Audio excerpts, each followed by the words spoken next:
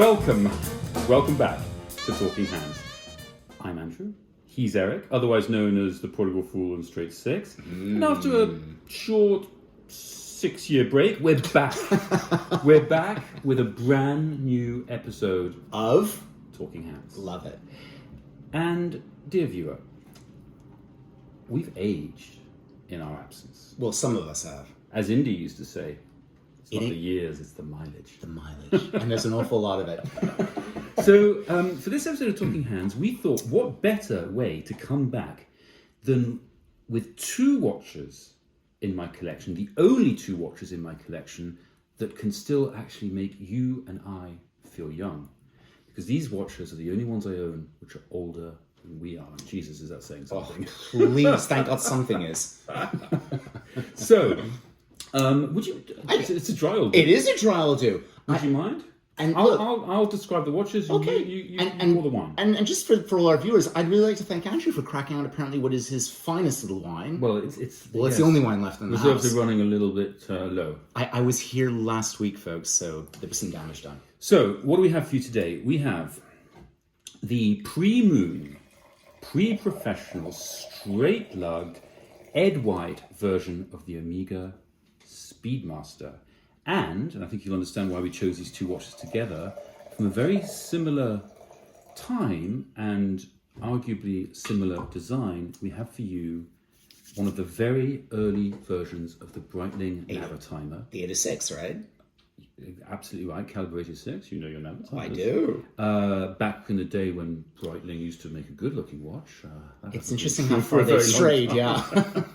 So both these watches date back to the 1960s, mid-1960s. Okay. And, wanted to bring them to you today. All right, now... Cheers. Oh, cheers, very good. By the way, and here's to you guys who've waited 6 years for us thanks actually for delivering. Yeah, exactly. Thanks for the 6.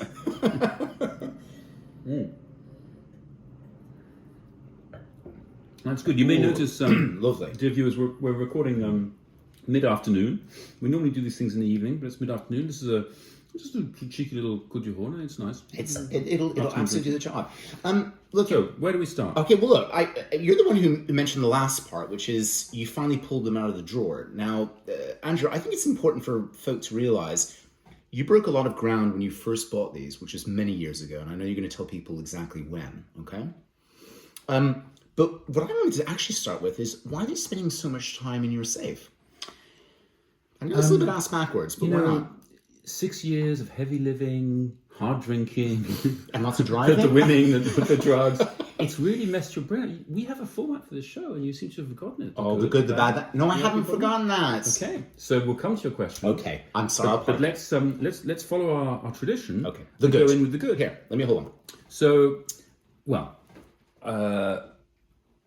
should I go first on the good, and you can react? I bought the damn thing. So why don't you tell us why you bought them? Here, let's go with the Speedmaster first. Put the little 86 in the background. Well, do you know what? I think I can do them both together and there's a reason that we chose to do these together, because I think they're very, very similar, both in terms of the good, the bad, and the ugly bottom line. Look, the good is threefold from my perspective. The first is, these are just beautiful watches. These are handsome designs. They are exactly the kind of watches I like, in the sense that they are tool watches designed for a very particular job. You know, they're both chronographs. You love your chronos, don't you? Yeah, and they have a lovely 1960s aesthetic, which hasn't aged in the slightest, I would argue. You mean it's subdued and not garish? Yeah, absolutely. The size is right, the design is functional, they do the job they were designed to do perfectly, beautifully. This is a style of watch that I love, you know, the classic chrono. And then, of course, you have the pedigree of these pieces. Now, the Speedy in particular, you might argue, there's no better pedigree than this. The damn thing was worn on the moon. Because we went to the moon? We did go to the moon, although not the first, as we all know, the first lunar landing was faked, but eventually we went. You know this, right? I was just joking. No, I could discuss this for hours. No, please don't. It was faked. Kennedy had made promises NASA couldn't back up, and so they devised this elaborate plan to fake the first moon landing. It's very clear if you look at the photographs, different light sources and so on. Where did you read about this, on Facebook? It was all done in a studio in the Nevada desert. Okay, got it. That's great. But anyway, Eventually, it certainly been to space and went on subsequent missions. And on a studio shoot in Nevada. So the Speedmaster has unimpeachable pedigree. Right. But so does the Navitimer. And in some Tell me ways, why. In some ways more interesting. Again, it's like the classic chrono from the 60s. So you do a little bit of research on this thing and you will see some really interesting people having adopted this watch. Most notably, Miles Davis. Lots of photos of Miles, on stage. With this same piece? Playing with his Navitimer on. Can I ask you a question? Do you remember what bracelet he was wearing? Yeah, I'll find the photo and put it into the video. He was wearing this. I actually didn't like it. The sort of quite thick leather bracelet that envelops the watch. I understand. It didn't. But obviously you didn't like it, so okay. But hey, it's Miles Davis and his Navitimer. He can do whatever he wants. Serge Gainsbourg famously wore a Navitimer for much of the 60s and 70s. He did indeed. And of course, if you're into this sort of thing, it also appeared in a Bond movie. Which one? Ooh, the third one, Thunderball. Really? Sorry, that's the fourth one, Thunderball. It wasn't a Bond watch. It was the watch. I don't know how much you remember about the plot of Thunderball. How about Zero? Well, there's a very early on in the film. There's a dead pilot who, as luck would have it, has an attractive sister who Bond seduces. He's integral to the plot. They bring her his affairs. And of course, the Breitling Navitimer is a part of one it. of the things that gets Very handed cool. over. Very cool. So you get a very good shot of the Navitimer. Okay. So great pedigree. And like a final thing, and I almost hate using the word nowadays because I think it is overused in the watch world. But these are both iconic pieces. They are. So when I say that, I try not to brandish that word around too lightly. When I say it, I think about, I guess, two things. The first is longevity. In the sense that these things have remained pretty much unchanged, and yet I would argue that as of today, as we film this in 2021, they're just as relevant as they ever were. They're just as good looking, just as useful, just as capable of doing their jobs. Mm-hmm. So they have genuine longevity. Omega, who have a lot more confidence than Breitling do as a brand, have quite rightly left this design completely unchanged. You can walk into an Omega boutique now and buy something that looks almost identical. Really? Yes. Okay. Because I've never seen various variations on the theme, and myriad, some of them very unpleasant. Absolutely. Of course, there are myriad variations. Sorry, but you can still buy. In fact, now more than ever, they've really gone back to their roots in that respect. Like many other brands, by the way, because having run through the gamut of quite preposterous redesigns of an iconic design, everybody's figured out, well, the original was great. Don't screw with it, right? Exactly. Don't mess with it. Breitling, of course, didn't have quite the courage of their convictions in the way that Omega do, but broadly speaking, you can still buy a watch today from Breitling that doesn't look a million miles away from this.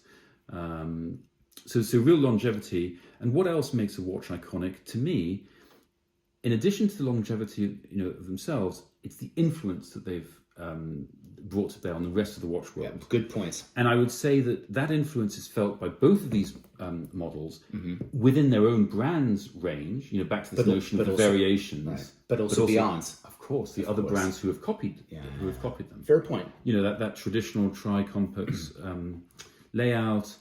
Well, just classic chronos. There's so many brands that have since copied them. Okay. So for me, that's the good. I mean, these are very, very special pieces, and I was lucky to pick them up back in the day. Andrew, you picked them up for a song. Both of these pieces for a song I picked up on Fleabay. Jesus, back in the day, when you could buy this stuff on eBay. Well, because people didn't yet fully, didn't know what they had. Do you want to let them know how much you paid? I genuinely, I don't remember, but it was chicken feed compared to what they would be worth now. It was a couple of thousand. I think your 806, if I remember, was something like £1,800. Yeah, that sounds about right. I think 1,800 euros. I think 1,800 euros, and your Omega Speedmaster was a little bit more expensive, if I'm not mistaken. I think it was maybe 2-3, something like this. Yeah, I thought this was actually cheaper, but okay. Now, of course, keeping them serviced and maintained. Oh, that's a whole different story. And by the way, folks, I'm very happy to point out that I have added to Andrew's servicing bill for the Omega when he lent it to me one day and I dared to press the chrono function and the whole watch stopped working. You broke this watch at Salon QP. Yeah, I broke it, guys. What happens is he doesn't maintain his watches, and the second somebody comes in and they ask the watch to do anything like work, then they break. Now, well, do you know what? Without knowing it, you've perfectly segued into the bad. You didn't want me to say anything about the good? I just assumed you violently agreed with me. Can I? Of course. Let me go quickly. So Look, Andrew's said everything. I think that that matters. I think they're inherently right. Both of these designs, they're inherently right. They're the right size. They're the right layouts. They were the right balance of functionality to practicality to reliability. By the way, Andrew, I mean these watches back in the day were tested within an inch of their life to destruction. I mean, not to put too fine a point on it, but the Speedy was certified by NASA. It was for manned space flight. Which, and by the way, where other watches failed, I mean they including the Daytona. Isn't that interesting? I love that story. I mean, you know, there's we call it the Daytona now. That watch wasn't called the Daytona. Of course not. It was called the Cosmograph. Yeah. And they submitted it to NASA for the same. And program. what happens? It failed.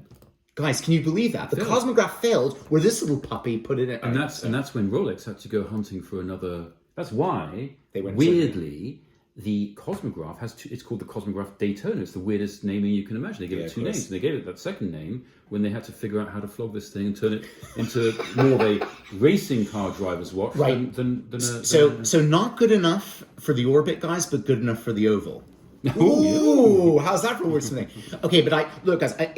Andrew knows much more about the history of these two pieces than I do. But I did I think almost anyone knows more than you do. Well, probably.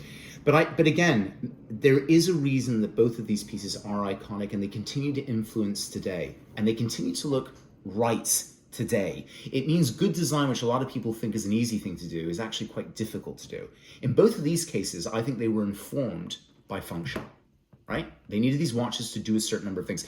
Now, the 806 gets a bit busy around the outside, but otherwise, again, perfectly coherent. So I think, broadly speaking, we agree on the good. We agree on the good. We're aligned. So you mentioned it earlier, and you're absolutely right. If we move into the bad, the first thing to say, as you've already brought up, is these things are fragile.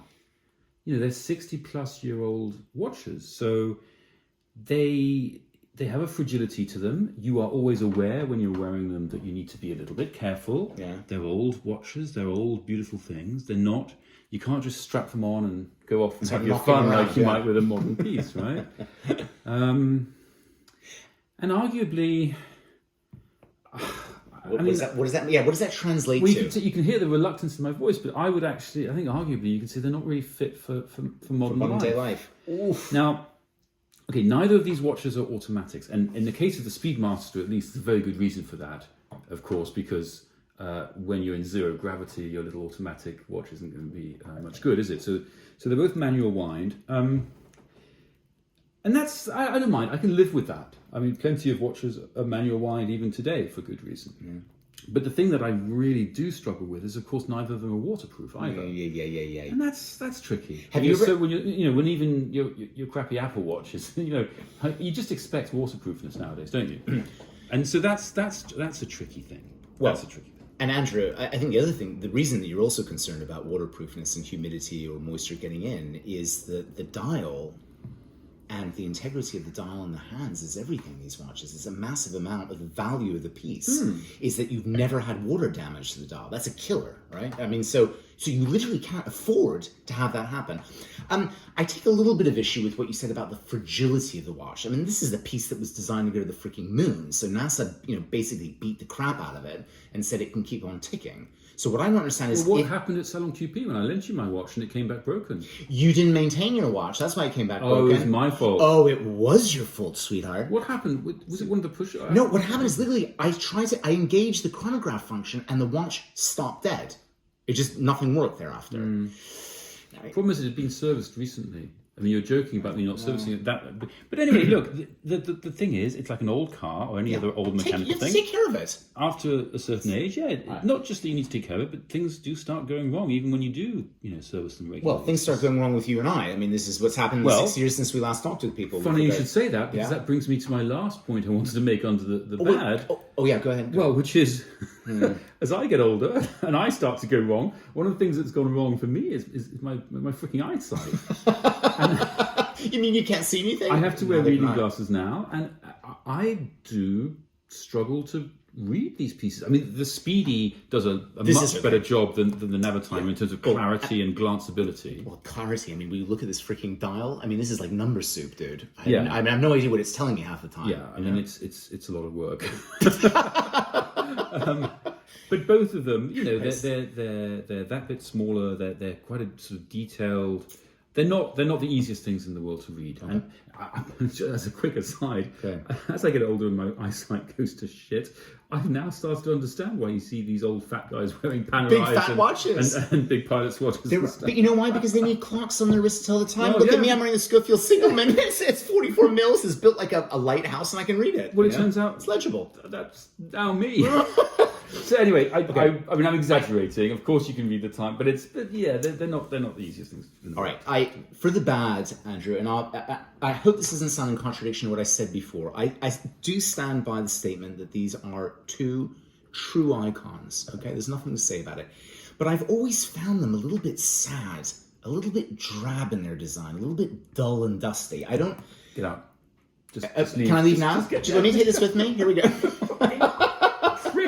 We're looking at two of the most iconic watches in watchmaking. You're telling me they're a bit sad. I'm telling you, it's a grey, rainy day today here in London, and these watches kind of look like the weather, dude. They don't really inspire me with a whole lot of zest and spunk and verve. You know, I mean, I don't know. Maybe you don't have eyes. Maybe you're looking at a different watch to me. But I look at the Navitimer and I'm blown away. Wait a second. Let me bring in that little Speedmaster. Yeah, guys, I'm sorry, but this doesn't exactly get me out of bed in the morning. I mean, fair enough. Have you tried 2 little blue pills? That might help. Come on. Red ones. Look at this thing. All right, come on. You asked me for the bad, I'm give you the bad. Now, the ugly. What's the ugly big guy? The ugly bottom line, huh? Oh, yeah. Okay, so let me position this before I give you my answer. First, I'll say this. Not that it matters, but just as a point of reference, these two have been amongst the best investments I've ever made in terms of the difference in purchase price and, you know, the increase in value. Yeah, 2 to 3 times, I'd say. No? Yeah, and so in that sense, you know, that's very satisfying. The other thing, the main thing actually that's particularly satisfying for me is I take enormous pride and pleasure, frankly, in owning these two very, very special watches. It's history, man. You own a piece of history. Yes, it is. If Let's be you're clear about into it. watches, these are some of the best and the cleanest and, Yes, and you know, agreed. untouched, Agreed. unpolished. Well, that's actually not true. The Navi has Don't tell them slightly that. polished. One of them may buy it. Yes, you're right. I may have to sell it at some point. No, this one has been polished, but very beautifully. synthetically. Yeah, exactly. And that means a lot to me. You know, as a guy who likes watches and where they come from, I'm just delighted to be able to look at these pieces and enjoy them. But Here it comes. in real life, I just don't wear these very often. In fact, I'm going to put one of them on now. It's been so long. That we had to film it for you to actually wear it. I find extraordinary. Here, I'll put on the other one. Yeah, help yourself. Well, actually, no, Plenty that's a to bit go around. complicated. No, it's not. It's a boucle de Croyant. I know, but it's not sized to me. I I see what you mean. Yeah, I Yeah, can't. okay. Anyway. Well, in that case, hang on. I'll give you the Speedy. Oh God, the Speedy looks good, doesn't it? Come on. Come on. You try the Speedy on. Okay, I'll try the Speedy on because at least I can adjust it. And then you put on the other 6. I'll put the Editor 6 and then we'll find This that. feels like dirty. It's like we're trading porn or something. I don't know what's going on here. It's cleaner than swapping spit in the shower, I'll tell you that. Yeah, so, I mean, the sad truth is I haven't had either of these pieces on my wrist for a very long time. Here we go. And I'm just... Andrew.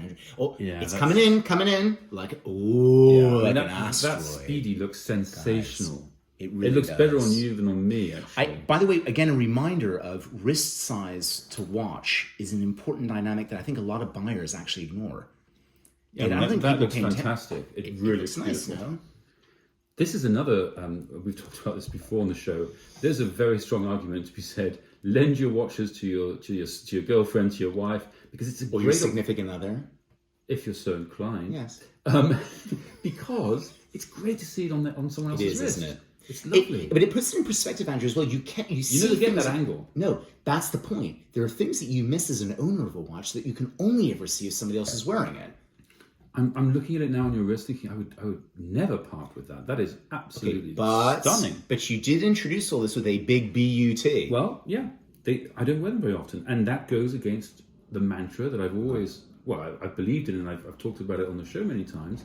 I think you must always buy watches to wear them, never for investment, never for any other reason than to wear them, and to wear them properly, day to day, bash them up, have experiences with them, create memories with them. That's what you should do with watches. And I don't wear these. So, the ugly bottom line, much as I love them, and much as this, actually recording this Talking Hands has made me remember how much I love these pieces. I have a good friend of mine who believes that he might be able to source for me... Don't say it. Don't say it. The Daytona that didn't make the Cosmograph grade? Yeah. Oh my God. Which Daytona, one? Which one? I'd go white dial, black ceramic. Oh, the only one to have. And I hasten to add, list price, because he knows some ADs. And if he ever came through on that, if that was ever possible, then I do think that I'd sell these two to fund that purchase, and I don't think I'd regret it, because I'd have a watch which doesn't have any of the character that these two pieces have. Certainly not. Well, it wouldn't age. It wouldn't age, which is absolutely important, huh? But it's at least one that I know that I would wear on a very regular basis. Whereas these two just, they're just. So yeah, right. That's the ugly bottom line. And for once, it really is an ugly bottom line. It's not a nice mixed emotions when I say that. So you're right. This is not a pleasant thing. I wanted to make you feel a little bit better by sharing something with you. Which and by the way, dear viewers, he doesn't know. I'm literally going to announce this now, live on the Talking Hands. Are you coming out? I took it to sit. Listen, if that had happened, it would have been a long time ago, and everybody would have known about it. But what I want to share with everyone is that for everything... What are you going to do? This is actually, you're freaking me out. No, I know. I'm going to tell you. Okay. You see this Speedmaster? Yes, I see. You mean, yes, my Speedmaster. The Amiga Speedmaster that I have for many years always said to Andrew, I find it quite dull. I haven't found any other word to really describe it. But I you do said it on the show. I'll probably edit that bit out. But yes, I agree it's iconic. Having said that, I have found an Amiga Speedmaster that tickled my fancy. And I knew this was going to blow Andrew away, because he's never heard me talk about Speedmasters at all. I just don't. I'm not interested. Wait, you bought one? I have bought one. Do you want to know what it is? I'm terrified, because I know it won't be good. It'll be it's going to be garish. It'll be like some cheapo gauche variant. Yeah. Oh, yeah, It'll probably be quartz. No. It'll be from the 70s. It'll be on some pimping metal bracelet. Oh, go on. Oh, it's all of these things, but it's not from the 70s. Hold on. Guys, I have bought an Amiga Speedmaster Newman Haas Racing from 1996 with a stainless steel bracelet. It's a president style bracelet. It has a blue vivid dial and the Newman Haas Racing logo in the bottom subdial. It comes the Haas family. They own Levi Strauss, or did, by the way. I think I'm right in saying. Yes, Andrew. That's fair. No, it's good that you remember that. Sorry, but by the way, so this is a piece. I'm horrified. Guys, so the reason I love it is because it's the first Speedmaster I've ever come across that actually funked me out. It completely blew me away. I was totally unprepared for it. It's got a really vivid, heavy blue dial. By this point in the editing, we will have put up a photo for people to look at. I don't know what this watch looks like. He doesn't know. I'll have to discover it when we edit this damn episode. But I'm sure it's horrendous. I'm sure it's garish and hideous. Dear viewers, don't pay any attention to him. Look at this. You must, if you're interested in a Speedmaster, this is the Speedmaster to get. The Ed White, 1960s. Andrew, I don't think it's affordable for them anymore. Pre-professional. Well, that one might be. When I need to fund my Daytona, our viewers may be interested. So, by the way, that's an interesting way to end a Talking Hands. We never ended a Talking Hands by saying what we should sell. Someone at Breitling, I hope someone at Breitling is watching this and could just sort of recapture some of this style, because Andrew, I have nothing they lost their way. Good to say about Breitling. Modern Breitling, I don't have nothing. No, I'm the same as you. I'm just. My mother was telling me, if nothing nice to say, don't say anything at all. You're right. We won't say a word about that. Cheers, guys. Join us next time in another 6 years? In another 6 years, hopefully not. Thanks for coming. Where you watchers. Take care and good health. Take care.